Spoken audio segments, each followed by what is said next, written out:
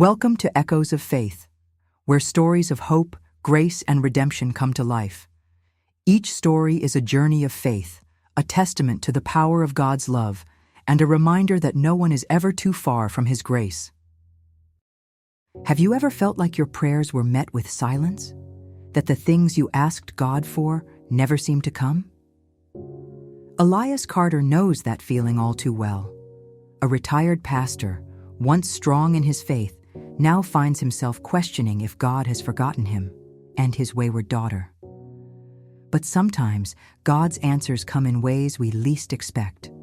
This is the Forgotten Promise, an Echoes of Faith story about redemption, grace, and the power of a prayer never truly lost. The old Bible lay open on the desk. The scent of leather and candle wax lingered in the air, punctuated by the ticking of a brass clock. Deacon Elias Carter sat beside it, his fingers absently tracing the familiar words of Isaiah. "Even to your old age and gray hairs, I am He who will sustain you." But today, the words felt hollow. Faith once guided Elias like a lighthouse in a storm, grounded by creaking floorboards and the lamp's glow. Yet, after years of unanswered prayers for his daughter, Jade, he felt like a man wandering a desert without an oasis. He closed the Bible with a sigh, doubt consuming him. Elias paced the study, the floorboards groaning beneath his steps. Jade's laughter echoed in his mind, a bittersweet melody since his wife died 10 years ago. She had been his light, his joy, until she turned away from everything he held dear. He had prayed fervently for her return, for her salvation, but heaven remained silent, indifferent to his pleas. As evening fell, Elias sank to his knees by the hearth. The dying embers flickered, casting dancing shadows on the walls. In that dimly lit room, he whispered a final prayer into the silence, a plea for understanding, for guidance, for a sign that he was not alone in his despair. "God," Elias whispered, voice trembling, "have you forgotten me? Have you forgotten her?" And then, as if in response to his plea, the phone rang, breaking the stillness, a jarring sound against the quiet backdrop of the ticking clock and Elias's whispered prayers. His heart raced as he hesitated before answering. "Mr. Elias Carter?" a female voice asked. "This is Officer Rosa Ramirez from Child Protective Services. We've taken custody of Tasha Carter. She said you're her grandfather." Elias's heart skipped a beat. "Grandfather? Me? I wasn't aware I was a grandfather." "Yes, sir," Officer Ramirez replied. "She gave us your name and number. It seems Tasha has been through quite a lot, and she mentioned you as her family. Her mother is Jade Carter." Elias straightened, his heart quickening. "That's my daughter." "We found Tasha alone in an abandoned apartment," Officer Ramirez continued. "She's safe now, but we need you to come to the station, or we will have to turn her over to the state for placement. Are you able to come to the station?"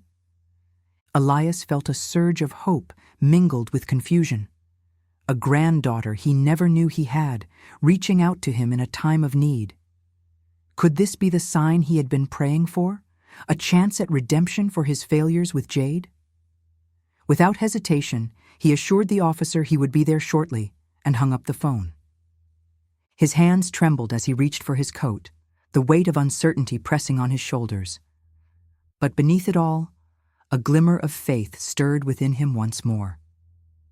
Perhaps this was God's way of answering his prayers, of showing him that even in the darkest moments there was still light. The drive to CPS blurred. A social worker led him to a room where a 6-year-old girl clutched a stuffed dinosaur, her brown eyes meeting his. "Hi, Tasha," Elias said, crouching down. "I'm your grandpa." "Mama said you'd come," Tasha whispered. Tears pricked Elias's eyes. "I'm here now. Where is your mother?" "I don't know," Tasha whispered. "She goes out at night." Elias's heart tightened as guilt washed over him. What experiences had his daughter endured, and what had caused her to feel abandoned and neglected? However, It wasn't the moment to dwell on questions that couldn't be answered right away. He focused on Tasha, the fragile thread that connected him to Jade. Elias reached out a hand, offering it to the little girl who bore the same blood as him. "Tasha, would you like to come stay with me for a while? We can wait for your mom together," he suggested gently. Tasha hesitated, then wrapped her small fingers around Elias's hand. The touch sparked warmth in his chest, a glimmer of hope that this reunion might mend their fractured family.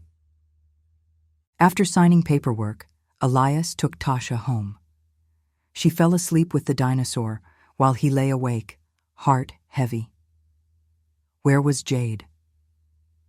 The next morning, Elias called every shelter and hospital in town with no luck. By afternoon, the doorbell rang. Elias opened it to find a gaunt woman in a threadbare hoodie. "Dad," Jade said, voice cracking. Elias froze. The daughter he'd prayed for stood before him, hollow-eyed and trembling. "Jade," she whispered, "is she here? Is she okay?" "She's safe," Elias said, stepping aside. "Come in." Jade collapsed, sobbing. "I tried, Dad. Damien wouldn't stop. I left, but CPS took Tasha while I was job hunting. I was too ashamed to call." "I'm your father," Elias said. "You should never be ashamed to call me." Elias continued, kneeling beside Jade. "We'll find a way to make things right, to keep Tasha safe together. I'm glad you're home." Jade clung to him, her tears soaking into his shirt. Her burdens pressed against Elias's chest, but he held her close, offering long-deprived comfort. In that moment, the walls that had divided them for so many years crumbled away, leaving only the raw vulnerability of a father and daughter seeking solace in each other's embrace. As the sun set, peace settled over the reunited family.